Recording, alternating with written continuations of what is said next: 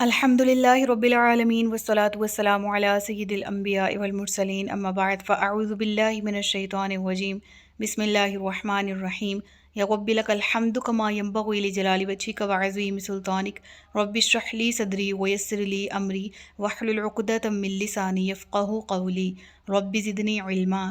السلام علیکم ورحمۃ اللہ وبرکاتہ۔ پارہ نمبر 24 سورۃ حامیم سجدہ، اردو ترجمہ اور تفسیر۔ گزشتہ اسباق میں آیت نمبر 18 تک ہم نے پڑھ لیا۔ آج کے سبق میں آیت نمبر 19 سے باقاعدہ آغاز کیا جا رہا ہے۔ آیت نمبر 19 میں رب العالمین ارشاد فرماتا ہے وَيَوْمَ يُحْشَرُ أَعْدَاءُ اللَّهِ إِلَى النَّارِ فَهُمْ يُوزَعُونَ، اور جس دن اللہ کے دشمن آگ کی طرف ہانکے جائیں گے تو ان کے پہلوؤں کو روکا جائے گا حتیٰ کہ بعد والے ان سے آ ملیں۔ یوزعون لفظ دیکھیں، یہاں پر یوزعون کے معنی دیکھیں، اتنی ساری جو ہے اس کے لفظی معنی لکھے ہوئے ہیں، ٹھیک ہے، یہ بات سمجھانے کے لیے۔ لفظی معنی پہ ہم غور کریں گے نا عربی زبان سے تو پھر بات آسانی سے سمجھ آ جائے گی۔ نفس کا اپنی خواہشات سے رک جانا، اس کو عربی زبان میں الوضع کہا جاتا ہے، اور اسی سے یہ لفظ یوزعون ہے، یعنی جب لشکر کے، یہاں مراد کیا ہے کہ جب لشکر کے ہر اول دستے کو پیش قدمی سے روک دیا جائے تاکہ لشکر کا آخری حصہ بھی جمع ہو جائے، ایسے منظر کو یوزعون کے ساتھ ذکر کیا گیا۔ کون سا لشکر؟ اللہ کے دشمنوں کا۔ کون سا لشکر؟ جو کہ جہنم میں پھینکے جائیں گے۔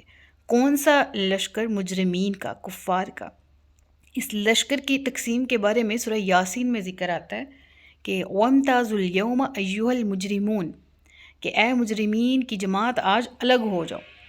یعنی وہاں ہمیں جو سمجھ آتی ہے وہ یہ کہ پہلی جو تقسیم ہوگی وہ یہ کہ مجرموں کو نیکوکاروں سے الگ کر دیا جائے گا، یعنی تمام اللہ کی بارگاہ میں حاضر تو کیے جائیں گے لیکن پہلے چھانٹی کر دی جائے گی وہ لوگ جو کہ جہنم کی طرف، جن کو جہنم میں ڈالنا ہوگا۔ اب وہ مجرمین الگ ہو گئے، پھر ان کے گروہوں کا ذکر ہوا یہاں پر، ٹھیک ہے، یعنی وزع، اس کے معنی تقسیم کر دینا کے بھی ہیں، یعنی الگ الگ گروہوں میں بانٹ دیا جانا، یہ معنی بھی دیتا ہے۔ اور یہاں لفظ کا ترجمہ یوزعون انہی معنوں کو سامنے رکھتے ہوئے کیا گیا ہے، ٹھیک ہے نا، یعنی الوضع سے اس کی تعبیر کی کہ کس طرح سے یہ معنی نکلتے ہیں، اور پھر یہ کہ اس وقت لشکروں کو، جو آگے والے لشکر ہوں گے انہیں پیش قدمی سے روکا اور پھر پیچھے والے لشکر آ کر ملے، یہاں تک کہ وہ آگ کا سامنا کریں گے۔ اگلی آیت میں دیکھیں، یہاں تک کہ جب وہ سب آگ کے پاس جائیں گے تو ان کے کان اور ان کی آنکھیں اور ان کی کھالیں سب ان کے خلاف ان کے اعمال کی گواہی دیں گے۔ ایک چیز ذہن میں رکھیے گا، گواہی دینا، یہاں پر ذکر ہوا شاہدہ، گواہی دینے کا تو ذکر ہوا، گواہی حق میں بھی ہوتی ہے اور گواہی خلاف بھی ہوتی ہے۔ اب یہاں علیہم کے معنی لکھے ہوئے ہیں ان کے خلاف، جبکہ قرآن کریم میں ذکر ہوتا ہے کہ کونوا قوامین للہ شہداء بالقسط، تو قرآن کریم میں ذکر آتا ہے کہ اللہ تبارک و تعالیٰ کے لیے انصاف کے رستے پر قائم رہو اور گواہان میں شامل ہو جاؤ۔ یعنی وہاں پر کس چیز کا ذکر ہے؟ اقرار کا، حق ہونے کی گواہی دینے کا، یہاں پر خلاف کی گواہی کا ذکر ہے۔ اس کا فیصلہ کیسے کیا جائے گا؟ دیکھیے، جب شاہدہ کے بعد جو صلہ ہے علا آ جائے، دیٹ مینز یہاں گواہی کا ذکر جو آ رہا ہے یہ خلاف کے معنی میں آئے گا، ٹھیک ہے، اور جب شاہدہ یعنی گواہی کے لفظ سے پہلے اگر لام صلہ آ جاتا ہے، جس طرح اسم الہی کے ساتھ جو آیت میں نے بھی تلاوت کی ہے لام موجود ہے، ٹھیک ہے، للہ کونوا قوامین للہ، تو وہ جو لام صلہ ہے وہ کس کی طرف لوٹ رہا ہے؟ ٹھیک ہے، شاہدہ، ٹھیک ہے، اس لفظ، یہ ان دونوں الفاظ کا آپس میں جو ربط ہے، تو اس سے یہ بات ہمارے سامنے واضح ہوتی ہے کہ جب شاہدہ کے بعد علا آئے گا دیٹ مینز کے خلاف گواہی کے معنی دیے جا رہے ہیں، اور جب شاہدہ سے پہلے لام صلہ آئے گا تو اس کا مطلب حق میں گواہی کے ہیں۔ تو یہاں ذکر ہوا کہ جب سب آگ پر پیش کیے جائیں گے۔ اب یہاں سب حاضرین کی موجودگی کا لازمی ہونا کیوں ذکر کیا گیا؟ دیکھیں، انصاف کا تقاضا یہی ہے کہ تمام حاضرین کی موجودگی میں ہر شخص کے مقدمے کا فیصلہ ہو، اور یہی منظر کی جو لکیر ہے وہ کھینچی گئی قیامت کے دن کی قرآن کریم کے ان الفاظ کے ساتھ کہ جب اللہ کے دشمنوں کو قبروں سے نکال کر عالم برزخ سے جہنم کی طرف جب لے کر ہانک کر لے کر جایا جائے گا، انہیں کھینچ کر لے کر جایا جائے گا، تو جو وہاں پہلے پہنچیں گے انہیں روک لیا جائے گا تاکہ بعد میں آنے والے بھی آ جائیں اور سب کا حساب کتاب ایک ساتھ شروع ہو۔ اور جب حساب کتاب شروع ہوگا تو پھر کیا ہوگا؟ شہید علیہم سمعہم و ابصارہم و جلودہم بما کانوا یعملون، تو پھر ان تمام کے اعضائے بدنی بھی ان کے خلاف گواہی دیں گے ان کے برے اعمال کی جو وہ کرتے تھے۔ اللہ اکبر۔ سورہ یاسین کی پھر آیت مجھے ذہن میں آ گئی کہ جس میں ذکر آتا ہے الیوم نختم علی افواہہم وتکلمنا ایدیہم وارجلہم، کہ آج منہوں کو مہر لگا دی جائے گی اور پھر بولیں گے ہاتھ اور پاؤں، یعنی کہ وہاں پر بھی اسی سارے منظر کی جو لکیر کھینچی گئی ہے اسی سے آپ ریلیٹ کر سکتے ہیں۔ پھر اس کے بعد ذکر ہوتا ہے وقالوا لجلودہم لما شہدتم علینا، اللہ اکبر، قالوا انطقنا اللہ الذی انطق کل شیء وہو خلقکم اول مرۃ والیہ ترجعون۔ اب یہاں پر سوال میرے اور آپ کے ذہن میں آیا، سورہ یاسین میں بھی ہم پڑھ کے آئے کہ ان کو کیسے قوت گویائی ملے گی، یہ کیسے گواہی دے سکتے ہیں؟ پہلے ایک کلیہ سمجھ لیں، اللہ تبارک و تعالیٰ نے ہماری زبان، ہمارے منہ میں یہ کیپیسٹی رکھی کہ یہ الفاظ ادا کر سکتے ہیں۔ ہمارا جبڑا اچھے سے نہ ہل پائے، زبان ہلے، ہم نہیں بول سکتے۔ ہمارا جبڑا اچھے سے ہل پائے، زبان نہ ہلے، ٹھیک ہے، یا زبان ہلے جبڑا نہ ہلے، کسی بھی صورت میں ہمارا پورا ماؤتھ جو ہے، ہمارے ہونٹ جو ہیں وہ ہماری ہونٹوں، یہ سارا جو ہمارا ہونٹ ہے، زبان ہے، جبڑا ہے، یہ ہر چیز جو ہے نا وہ ڈپینڈ کرتی ہے کہ ہمارے الفاظ سارے ان پہ ڈپینڈ کرتے ہیں، ٹھیک ہے۔ یہ اللہ نے نظام بنایا ہے، یہ بھی اللہ نے بنایا ہے نا، ٹھیک ہے۔ تو بروز قیامت بھی اللہ ہی قادر ہے کہ جو اجزاء اب ہم محسوس کر سکتے ہیں، ٹھیک ہے، اپنے ہاتھ سے، اپنے باڈی کے کسی بھی پارٹ، پاؤں ہے، ٹھیک ہے، اس کو آپ کسی ٹھنڈی جگہ پر لگائیں، ٹھنڈے پانی میں، ہماری کھال پہ اللہ تعالیٰ نے محسوس کرنے کی صلاحیت رکھی، ٹھیک ہے۔ ہماری کھال میں یہ صلاحیت ہے کہ اگر یہ جل جاتی ہے تو یہ دوبارہ سے رینیو ہو جاتی ہے، پرانی جو ہے وہ ختم ہو جاتی ہے، نئی آ جاتی ہے۔ بہت زیادہ جل جائے، اللہ معافی دے، تو بہت برے حالات ہو سکتے ہیں، اس سے زیادہ جل جائے تو جان جاتی۔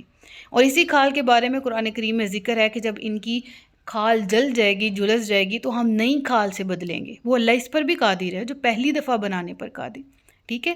نئی کھال سے بدلیں گے، وہ جلے گی، وہ جھلسے گی، اس کی تکلیف برداشت کریں گے، پھر اس کھال کو نئی کھال سے بدلیں گے، پھر وہ جلے گی۔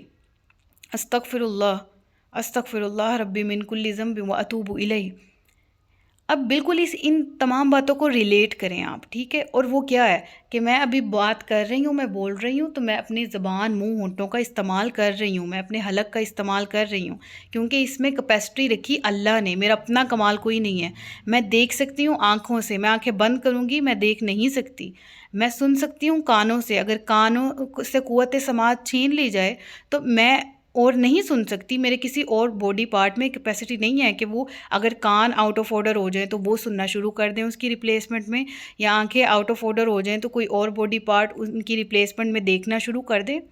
ہر باڈی پارٹ کو وہ والی اسپیشلٹی دی گئی، اور دی کس نے؟ اللہ تعالیٰ نے۔ اور اللہ اس پر قادر ہے کہ ان اسپیشلٹیز کو چینج کر دے، یا اللہ اس پر قادر ہے کہ کسی کے ذمے کچھ لگا دے، ٹھیک ہے نا۔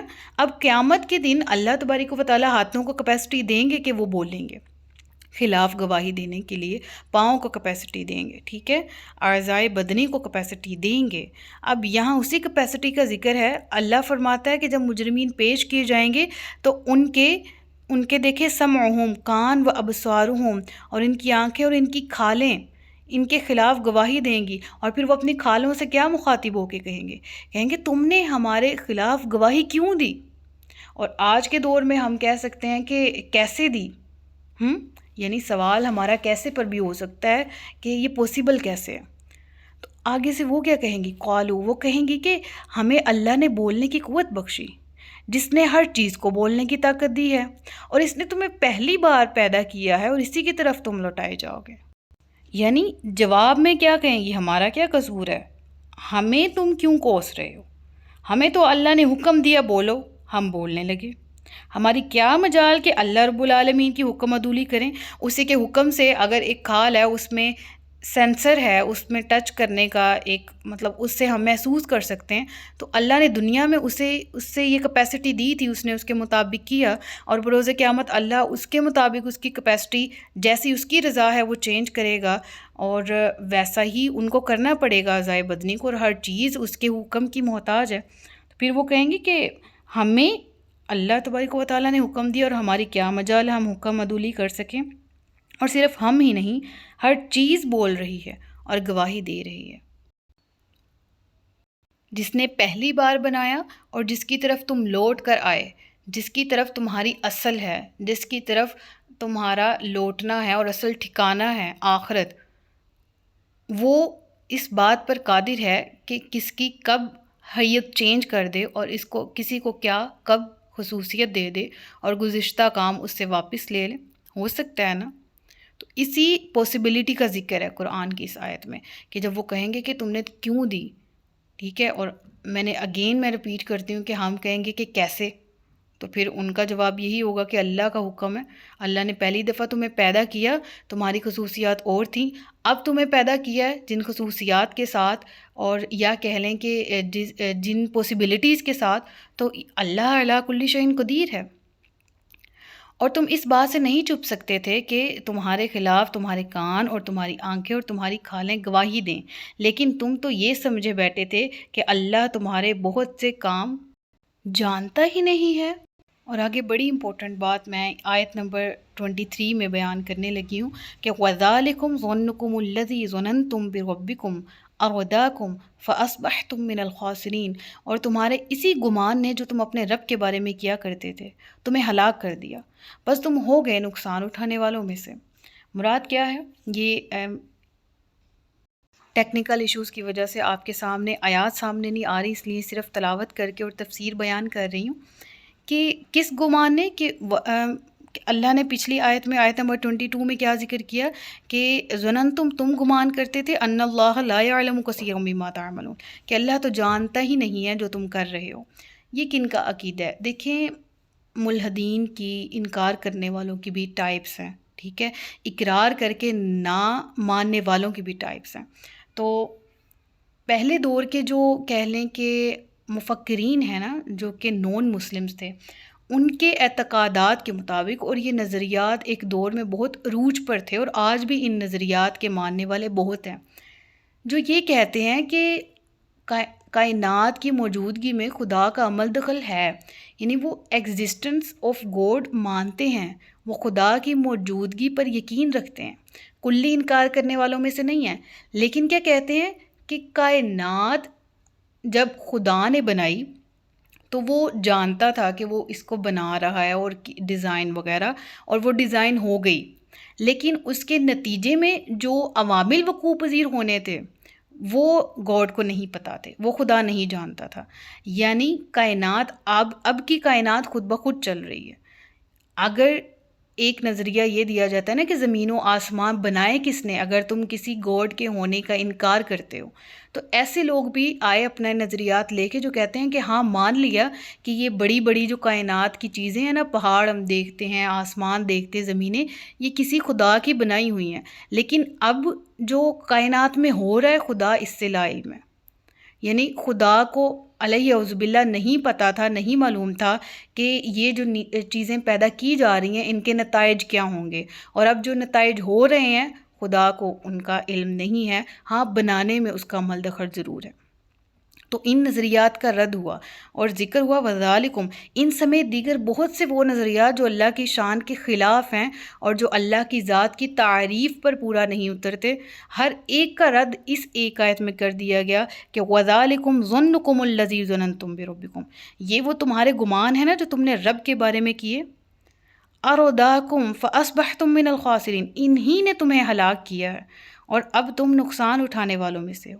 فَإِن يَصْبِرُوا فَالنَّارُ مَثْوًى لَّهُمْ وَإِن يَسْتَعْتِبُوا فَمَا هُم مِّنَ الْمُعْتَبِينَ، بس وہ صبر کریں یا نہ کریں، یا نہ کریں یہاں محذوف ہے، ٹھیک ہے، فَإِن يَصْبِرُوا وہ صبر کریں یا نہ کریں، آگ ہی ان کا ٹھکانہ ہے، اور اگر وہ اس وقت رضائے الہی چاہیں گے تو وہ ان میں سے نہیں ہوں گے جن پر اللہ راضی ہوا۔ اللہ صحابہ کے بارے میں، اللہ مومنین کے بارے میں قرآن کریم میں فرماتا ہے رضی اللہ عنہم ورضوا عنہ، کہ اللہ ان سے راضی ہوا، وہ اللہ سے راضی ہوئے۔ رضائے الہی کا ساتھ ہونا یہ اتنی اہم چیز ہے کہ جنت نعمتوں میں سب سے افضل نعمت اور بہترین ریوارڈ ہے، لیکن اہل جنت کے لیے بھی سب سے بڑی جو خوش قسمتی اور سب سے بڑا ریوارڈ ہے وہ کیا ہے کہ اللہ تبارک و تعالیٰ کی رضا کا سرٹیفکیٹ ان کے پاس، اور ایسا سرٹیفکیٹ کہ جس کے چھن جانے کا یا اس کے لیے ان ایلیجیبل ہونے کا یا کسی بھی وقت اس کا ٹائم کرائٹیریا وغیرہ کچھ بھی ختم ہونے کا ڈر بھی نہیں۔ لا خوف علیہم ولا هم یحزنون، نہ ان پر کوئی خوف ہوگا، نہ وہ کسی خوف میں ہوں گے، نہ وہ غمگین ہوں گے۔ تو یہ یعنی رضا کا ساتھ بھی چوزی لوگوں کو ہوگا، اور وہ کون لوگ ہیں؟ جو دنیا میں اس کی رضا تلاش کرتے ہیں، پھر وہاں مل جائے گی۔ یعنی دنیا میں تلاش کرتے کرتے جب اللہ کو فیس کریں گے تو اللہ راضی ہو کے ملے گا۔ اور وہ حضرات جنہوں نے دنیا میں ناراضگی مول لی اور دنیا میں جھٹلایا، اس وقت اللہ کو راضی کرنا بھی چاہیں گے، تو اللہ فرماتا ہے کہ وَإِن يَسْتَعْتِبُوا، اگر وہ فیوریٹ پرسنز بننا بھی چاہیں گے، کوشش بھی کریں گے، خواہش بھی رکھیں گے، فَمَا هُم مِّنَ الْمُعْتَبِينَ، پھر آج وقت ختم ہے، آج تو یہ فیوریٹ پرسنز میں شامل نہیں ہو سکتے۔ وَقَيَّضْنَا لَهُمْ قُرَنَاءَ فَزَيَّنُوا لَهُم مَا بَيْنَ أَيْدِيهِمْ وَمَا خَلْفَهُمْ وَحَقَّ عَلَيْهِمُ الْقَوْلُ فِي أُمَمٍ قَدْ خَلَتْ مِن قَبْلِهِم مِّنَ الْجِنِّ وَالْإِنسِ إِنَّهُمْ كَانُوا خَاسِرِينَ۔ پھر آخری آیت میں، اس رکوع کی آخری آیت، آیت نمبر 25 میں ذکر ہوتا ہے، اور ہم نے مقرر کر دیے ان کے لیے کچھ ساتھی، بس انہوں نے آراستہ کر دکھایا انہیں اگلے اور پچھلے گناہوں کو۔ اب یہاں ساتھیوں سے کیا مراد ہے؟ وہ ساتھی کہ جنہوں نے گناہ پر مدد کی، اور جتنے بھی گناہ انہوں نے زندگی میں اپنی وقوع پذیر ان سے ہوئے، انہوں نے عمل کیے، وہ ان کے لیے راستہ کر دیے گئے۔ یہ ہر وہ ایول فورس ہے، ہر وہ ایول کہہ لیں پرسن ہے، وہ شیطان اٹ سیلف بھی ہے۔ یعنی سب سے پہلے تو شیطان کی بات کر لیں نا، یعنی ہم سارا کچھ ان پہ ڈال دیتے، لیکن انسان جو کہ شیطان کے ہاتھوں، اللہ تعالیٰ نے فرمایا شیطان کے بھائی ہیں، ٹھیک ہے، قرآن کریم میں اصطلاح بھی استعمال ہوتی ہے، خیر احادیث میں بھی ہمیں ذکر ملتا ہے، تو وہ شیطان کے دوست ہیں، یہ بھی قرآن کریم میں اصطلاح آتی ہے ایسے لوگوں کے لیے جو اس کی ہمیشہ بات مانتے ہیں، ٹھیک ہے۔ تو ان لوگوں کے لیے اگر بحثیت مجموعی دیکھا جائے تو وہ شخص جو کہ شیطان کے ہاتھوں کھلونا بنا ہوا ہے، وہ خود بہکا، یعنی خود اگر حرام کما رہا ہے کسی دوسرے کو بھی اس پہ لگائے گا اور نارملائز کرائے گا کہ دیٹس اوکے کہ ہم اس طرح کر رہے ہیں، اس میں کوئی معیوب بات نہیں ہے، اور وہ دوسرے کی مائنڈ سیٹ کرتا ہے، مینٹیلٹی چینج کرتا ہے، اور اس کو بھی اس برے کام پہ لگا دیتا ہے، حرام کرنے پہ یا کمانے پہ ایسیکٹرا۔ تو یہاں ذکر کیا ہوا کہ وہ ساتھی بھی جنہوں نے آراستہ کر دکھایا تھا، انہیں کیا اگلے اور پچھلے گناہوں کو آراستہ کرنے سے مراد اچھا کر کے دکھانا، کہ کوئی نوٹ اے بگ پرابلم، یہ اتنا کوئی بڑا مسئلہ نہیں ہے تم اگر یہ کام کر رہے ہو، حالانکہ وہ گناہ کبیرہ ہی کیوں نہ ہو۔ تو پھر اللہ فرماتا ہے ثابت ہو گیا ان پر، ان تمام پر کیا؟ عذاب۔ فرمان سے مراد کیا؟ علیہم القول، یعنی وہ بات کیا کہ ان پر عذاب نازل ہوگا۔ فی امم قد خلت من قبلہم من الجن والانس، ان قوموں کی طرح کہ جو ان سے پہلے گزر چکی تھی جنوں اور انسانوں سے، وہ سب اگلے پچھلے انہم کانوا خاسرین، نقصان اٹھانے والوں میں سے ہیں۔